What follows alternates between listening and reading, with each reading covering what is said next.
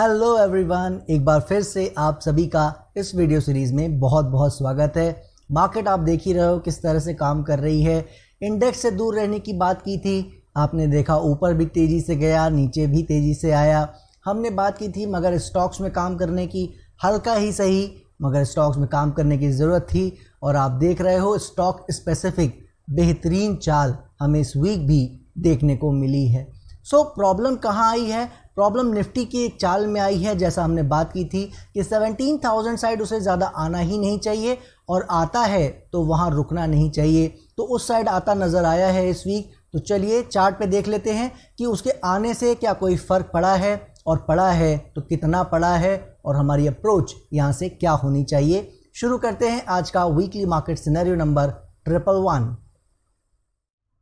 सो बात कर लेते हैं सबसे पहले निफ्टी की। क्या बात करते आ रहे हैं, एक अच्छी चाल हमें दे दिया था ऑलरेडी, इसीलिए हमने कहा था अभी इससे दूर रहने की ज़रूरत है।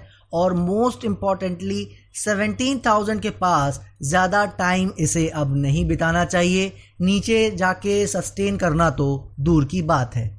क्या देखा आपने देखा इस वीक की गैप डाउन करके आया, 17,000 के एक बार नीचे भी गया, लेकिन आप देख रहे हो, आपको नज़र आ रहा होगा और मैं थोड़ा जूम कर दूं तो आप अच्छे से देख सकते हो कि इसने सिर्फ एक कैंडल, ये वन कैंडल बनी, बाकी सारी कैंडल इसी के ऊपर बनती नज़र आई हैं, जो कि 17,050-60 का लेवल हम दे गए थे। यानी कि ये अच्छे से काम तो कर रहा है, हमारे लेवल को रिस्पेक्ट भी दे रहा है। मगर एक प्रॉब्लम इसमें है दोस्तों, जो मैं बताता आ रहा था कि इसको यहाँ ज़्यादा रुकना नहीं चाहिए, और वीकेंड होते होते ये वापस उन्हीं लेवल के पास आने की कोशिश कर रहा है, जो कि अच्छा साइन नहीं है। जी हाँ दोस्तों, हमें ये अब जो नेक्स्ट वीक है वो लेवल वाइज यही ध्यान रखना है, क्योंकि बाकी सब बात तो हम कंक्लूजन में करेंगे ही। ये जो लेवल वाइज अब आपकी सोच इसमें होनी चाहिए वो ये होनी चाहिए कि जो सपोर्ट है वो है तो यही, मगर इसके आसपास इसको ज़्यादा रुकना नहीं चाहिए, यहाँ काम नहीं करना चाहिए। और अगर ऐसा होता दिखे तो आप समझ लीजिएगा कि अब ये यहाँ से 17,000 से लौटेगा नहीं, बल्कि अब हमें ये जो पुराना लेवल जो नीचे मेजर सपोर्ट की तरह लगा हुआ था, इसे हमें लगाना पड़ेगा, चेंज करना पड़ेगा 16,350 के आसपास। जी हाँ दोस्तों, ये अब उस एरिया तक जा सकता है, इसके नीचे अब इसको किसी भी हाल में आना ही नहीं चाहिए। जी हाँ दोस्तों, अब इसके नीचे सस्टेनेबिलिटी नहीं होनी चाहिए। आप सोच रहे होंगे कि उसकी बात तो हमने यहाँ की थी। देखिए दोस्तों, वो हमने बात इसके लिए की थी कि अगर छोटा मोटा करेक्शन करके अभी चलना चाहे तो ये अभी भी बिगड़ा नहीं है, ये मत भूलिएगा। लेकिन हमारा काम है इसमें से वर्स्ट को फाइंड आउट करना कि बुरे से बुरा क्या हो सकता है। तो कोई भी ग्लोबल न्यूज़ की वजह से किसी भी चीज़ का बहाना लेकर अगर मार्केट करेक्शन गहराती है तो उससे घबराना नहीं है। मेन बात यही है कि इसको इन एरियाज़ में आने के बाद यहाँ ज़्यादा रुकना नहीं चाहिए दोस्तों। जी हाँ, यहाँ तक आ सकता है लेकिन फिर इसे रुकना नहीं चाहिए। सो ओवरऑल लेवल वाइज हमें यही देखना है, कंफ्यूज नहीं होना है। 17,050 के नीचे दोबारा चलने की कोशिश करता है, यहाँ रुकने की कोशिश करता है, आप समझ लीजिएगा कि 17,500, 400, 300 की साइड भी ये आ सकता है एक बार लो लगाने। और उस केस में हम फिर इसको एक फॉल देने के बाद एक अच्छी चाल, एक फ्रेश चाल देता देख सकते हैं। इसी की अभी तक हमें उम्मीद है। कल को कुछ बदलेगा, बिगड़ेगा, उसकी बात हम यहाँ ज़रूर करेंगे। फिलहाल अभी तक ऐसी कोई भी घबराने की बात नहीं है अगर इस सिनेरियो में ये करेक्शन को गहराता है तो। सो आई होप आप समझ गए होंगे मेरी बात कहने का क्या मीनिंग था। अभी भी कोई काम करने की कोशिश, चाहे सपोर्ट बायर हो तो भी, और कंफर्मेशन बायर्स के लिए तो कोई मौका है ही नहीं।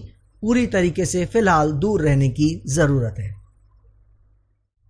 और अब आ गए हैं बैंक निफ्टी के चार्ट पर दोस्तों। इसमें क्या बात करते आ रहे हैं, इसके आउट परफॉर्मेंस करने का समय है। अगर यहाँ से मार्केट चलती है तो बैंक निफ्टी अच्छा परफॉर्मेंस दे सकता है, लेकिन उसके लिए चाल ऊपर आनी ज़रूरी है। जो आप देख रहे हो अभी तक कुछ हुआ नहीं है, करेक्टिव मोड में है, जिसकी बात हम कर रहे थे कि एक बार करेक्शन थोड़ी बहुत कर लेगा, अच्छा ही है। अभी तक ये वही करेक्शन कर रहा है, कोई दिक्कत नहीं है। और इसमें याद रखिएगा दोस्तों, निफ्टी की तरह लेवल में बदलाव नहीं है। जी हाँ दोस्तों, मैं पहले भी बता चुका हूँ, इसका चार्ट ओवरऑल जो है वो डिफरेंट है निफ्टी से। तो इसमें यही है कि 35,300 200 इसके आसपास तक आता है, कोई दिक्कत नहीं है, इसको वो आउट परफॉर्मेंस दिखानी पड़ेगी। निफ्टी में थोड़ा बहुत फॉल ज़्यादा आए तो भी इसके पास 1000 पॉइंट से ज़्यादा नीचे जाने को नहीं है। फिर भी अगर ये जाता है तो फिर आप देखोगे ये अंडर परफॉर्मेंस करता हुआ ये इस अपने लो के पास भी आ सकता है। जी हाँ दोस्तों, ये फिर इस लो के आसपास भी बिल्कुल आ सकता है, नया लो लगाने भी जा सकता है। फिर वो कंडीशन बैंक निफ्टी में भी आ जाएगी और इसकी उम्मीद हम फिलहाल नहीं कर रहे हैं। याद रखिएगा दोस्तों, आपको बताने का मकसद ये है कि इन लेवल्स की क्या इंपॉर्टेंस है, सिर्फ वो समझने की ज़रूरत है कि यहाँ से कुछ भी गड़बड़ होगा तो ठीक ठाक करेक्शन हमें देखने को मिल सकती है।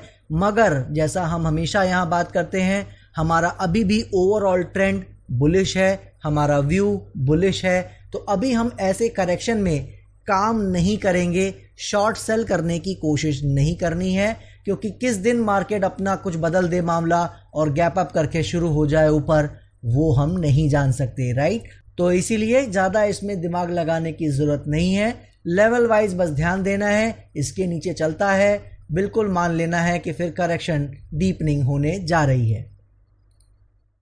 और अब आ गए दोस्तों फार्मा सेक्टर के चार्ट पर। जैसा आप देख ही रहे हो, हम लोग बात कर गए थे, जब तक 14,200 के ऊपर ना चले डिसाइसिवली दूर रहना है। और आप कैरेक्टर भी देख रहे हो, कुछ हफ्तों से कुछ खास अच्छा नहीं रहा है और इसीलिए ये अभी रेंज में ही काम कर रहा है।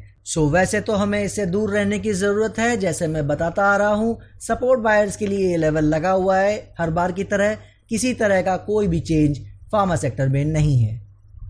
और इसी के साथ बात कर लेते हैं हम लोग केमिकल सेक्टर की। केमिकल सेक्टर आपको याद ही होगा कितना बढ़िया परफॉर्मेंस देता चला आ रहा है, बढ़िया चालें मिली हैं। स्टॉक्स आप जाके देखोगे, खासकर मिड कैप और स्मॉल कैप में 30, 40, 50%, 60% की चाल भी केमिकल सेक्टर के स्टॉक्स में मिली है। जी हाँ दोस्तों, हमारा सिलेक्शन क्या रहा है, हमने कहाँ बाय किया है, उससे कोई फ़र्क नहीं पड़ता। लेकिन वॉर के टाइम से जो भी लोज लगे हैं, वहाँ से इस तरह की चाल केमिकल सेक्टर ऑलरेडी दे चुका है, राइट। सो वो वापस से थोड़ी बहुत करेक्शन हो रही है, पूरी मार्केट में हो रही है, केमिकल सेक्टर में भी हो रही है। लेकिन जैसा मैं बताता आ रहा हूँ, इससे हमें और भी उम्मीदें हैं, यहाँ से भी अभी काफ़ी अच्छी चाल हमें देखने को मिल सकती है। और अब आ गए हम लोग मेटल सेक्टर के चार्ट पर। दोस्तों क्या बात करते आ रहे हैं, किसी भी करेक्शन में इसमें बाय करने की ही कोशिश करनी है। अगर ये इन लेवल्स को होल्ड करता है तो आप देख रहे हो अभी तक इसके आसपास भी नहीं आया है। करेक्शन जो हम बात कर रहे थे वो चालू है। सो मेटल सेक्टर भी अभी अपने बहुत अच्छी पोजीशन में है, जैसा हमने बात की थी। तो हमें बस ये ध्यान देना है लेवल हमारा ब्रेक ना करे, किसी तरह का कोई चेंज या कोई प्रॉब्लम मेटल सेक्टर में भी नहीं है। और अब आ गए दोस्तों एनर्जी सेक्टर के चार्ट पर। आपको याद ही होगा, हम लोग बात करते आ रहे हैं कि मेटल सेक्टर तो अच्छा करेगा ही, करता आ भी रहा है। इसके साथ साथ जो सबसे बेहतर परफॉर्मेंस दी है वो एनर्जी सेक्टर ने दी है, अपने लेवल को अच्छे से ब्रेक किया है और आउट परफॉर्म करता नज़र आ रहा है। देखा आपने इस वीक क्या हुआ, रिलायंस इंडस्ट्री, एकदम स्पेसिफिक नाम ले रहा हूँ, वहाँ पे कैसी चाल आई है इस वीक। मार्केट में थोड़ा बहुत फॉल ही रहा नेट में, लेकिन रिलायंस इंडस्ट्री ने लगातार 3 डेज ज़बरदस्त अपसाइड मूव दिया है, बहुत ही शानदार चाल दिखाई है हमें। और इसके अलावा ऐसा नहीं है कि सिर्फ रिलायंस में, एनर्जी के अदर स्टॉक्स में भी हमें अच्छा काम होता नज़र आया है। जिनमें पहले चाल आ गई थी वो करेक्शन कर रहे हैं। तो ये सारी कहानियाँ तो चलती रहेंगी, लेकिन अगर हम लेवल्स अपने फॉलो करें जिनकी बात हम करते आ रहे हैं, उसमें कोई दिक्कत नहीं है दोस्तों। जो नीचे से राइड कर रहे हैं उन्हें कोई दिक्कत नहीं है। सो एनर्जी सेक्टर ने जब इतनी अच्छी चाल दे दी है, थोड़ा बहुत करेक्शन करना चाहे बिल्कुल कर सकता है। लेकिन ओवरऑल जैसा हम बात करते आ रहे हैं, चाहे सपोर्ट बायर हो या ब्रेकआउट बायर, दोनों को बढ़िया अपॉर्चुनिटीज़ मिली हैं, दोनों को हमने क्लियरली बता रखा था। और अब यहाँ से और अच्छी चाल मिलने की उम्मीद है, मगर एक करेक्शन भी अब यहाँ पे प्ले आउट हो सकता है। करेगा या नहीं करेगा वो इसी के ऊपर डिपेंड करता है। और अब आ गए आईटी सेक्टर के चार्ट पर। दोस्तों मुझे लगता है कि मुझे कुछ कहने की ज़रूरत नहीं है, आप खुद देख रहे होंगे, ये रहा वॉर के टाइम का लो, जब स्टार्ट हुआ था वॉर। कितने स्टॉक कितना अच्छा कर रहे हैं मुझे बताने की ज़रूरत नहीं है, कितने सेक्टर जिनकी हम बात कर रहे हैं कितना बढ़िया कर रहे हैं मुझे बताने की ज़रूरत नहीं है।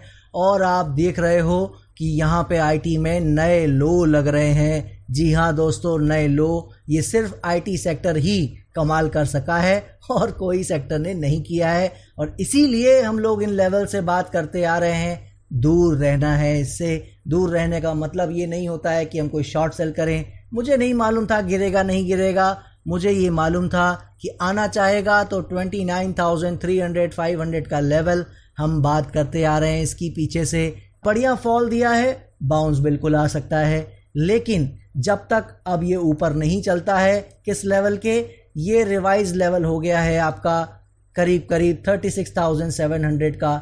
अब जब तक इसके ऊपर नहीं चलता है पूरी तरीके से आईटी सेक्टर से हमेशा की तरह दूर रहना है, चाहे वो प्राइस में नीचे जाए या यहाँ पे कहीं भी टाइम बिताए।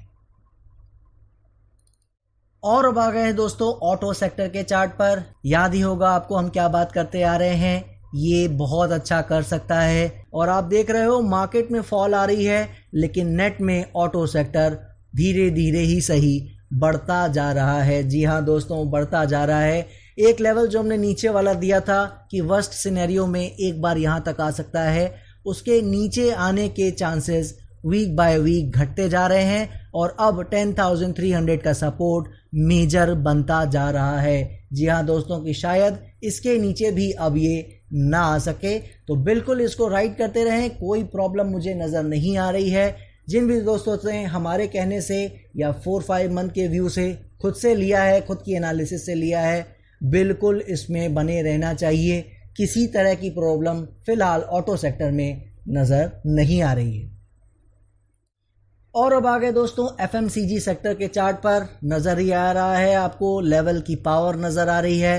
कैसे 2 बार ट्राई किया इसी के आसपास, मगर नहीं जा सका है ऊपर, और इसीलिए हम बात करते आ रहे थे कि कैरेक्टर ज़रूर अच्छा है, अच्छा कर भी सकता है, ये उस तरह की स्ट्रेंथ दिखा रहा है, लेकिन इन एरियाज़ में इसके ऊपर जाना थोड़ा सा मुश्किल है। तो जब तक ये कैरेक्टर ना दिखाए, ब्रेकआउट ना दे, दूर रहना है दोस्तों।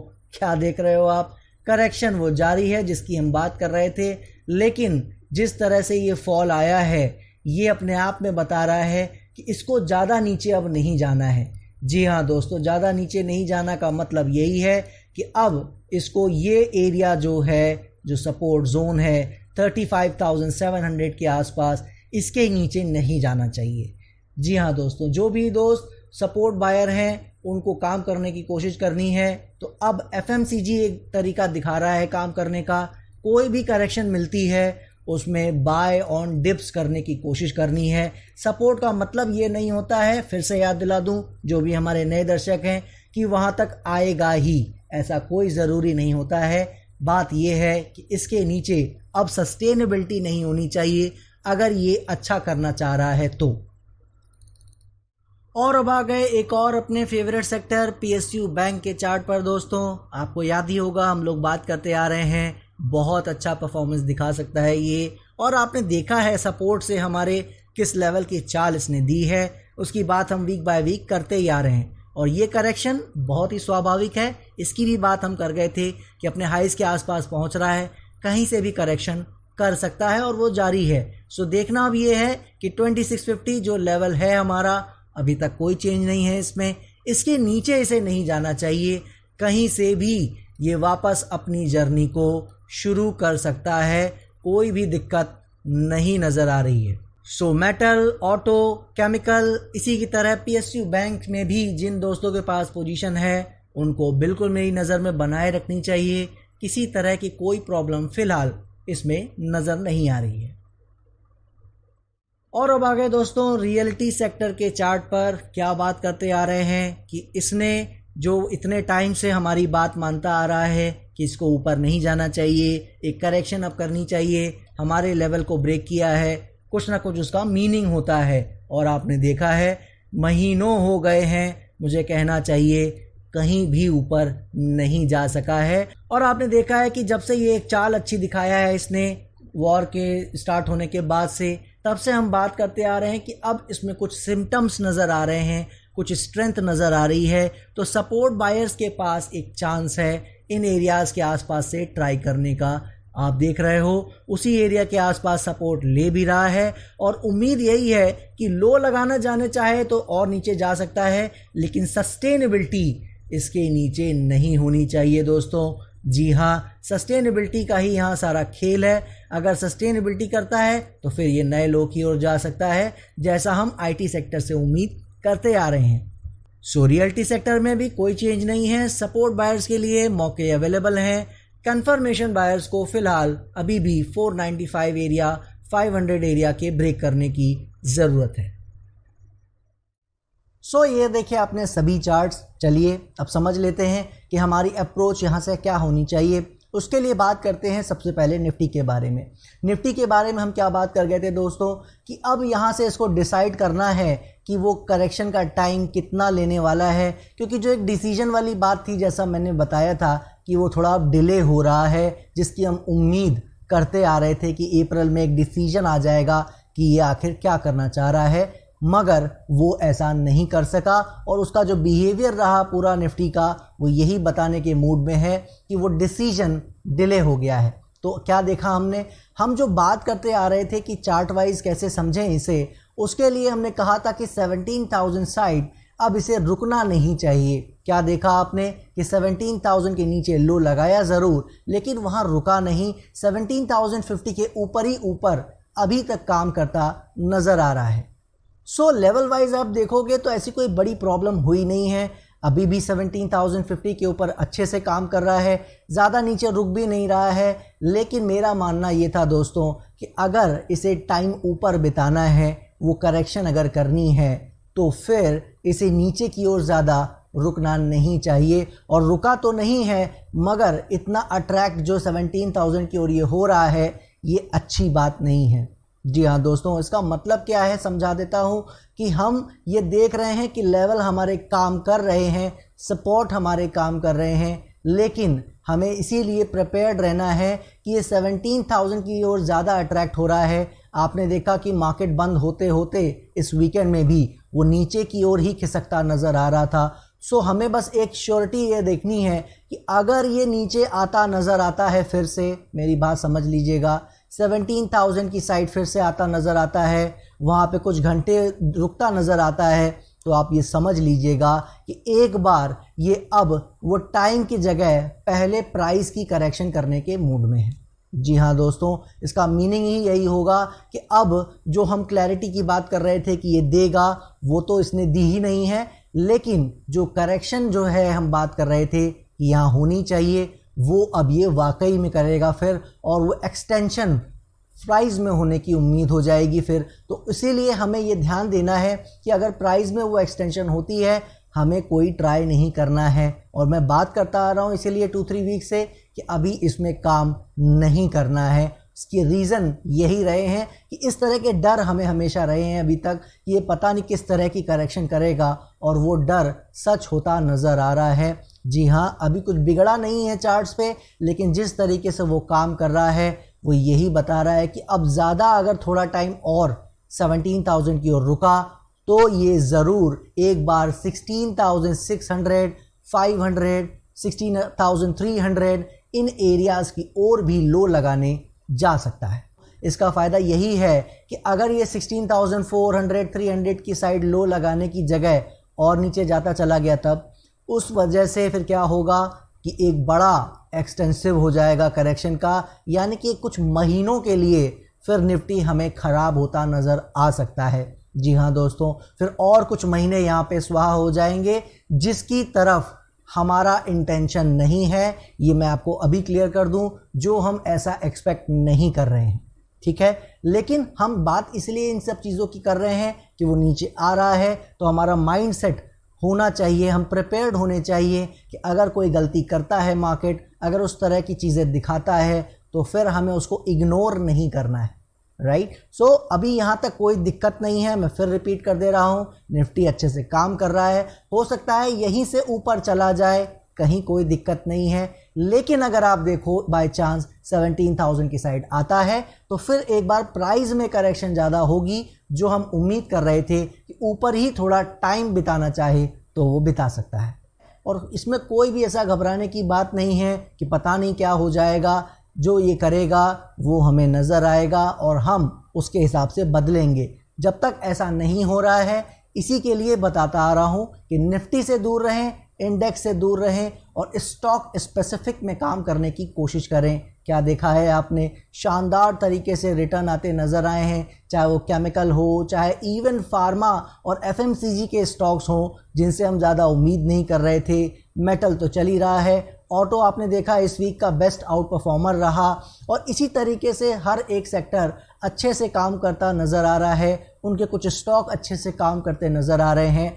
आईटी सेक्टर को छोड़ के देख लिया आपने, नए लो लगाता नज़र आया है। जहां पे वॉर के लोज किसी भी इंडेक्स ने नहीं काटे हैं, सब ऊपर अच्छा कर रहे हैं। आईटी सेक्टर ने वॉर के जो फैब के एंड में लोज लगे थे वो काट दिया है और नीचे की ओर चलता चला जा रहा है। तो इसका मतलब ही यही था दोस्तों, जो मैं आपको यहाँ समझाता आ रहा हूँ कि हमें आउट परफॉर्मर ढूंढना होता है, अंडर परफॉर्मर से बचना होता है और हम उसमें काफ़ी हद तक कामयाब फ़िलहाल रहे हैं। और रही बात कि अगर प्राइस में करेक्शन बढ़ेगा तो क्या बहुत प्रॉब्लम आ जाएगी, तो मैं फिर क्लियर कर दे रहा हूँ कि हम लोग बुलिश हैं।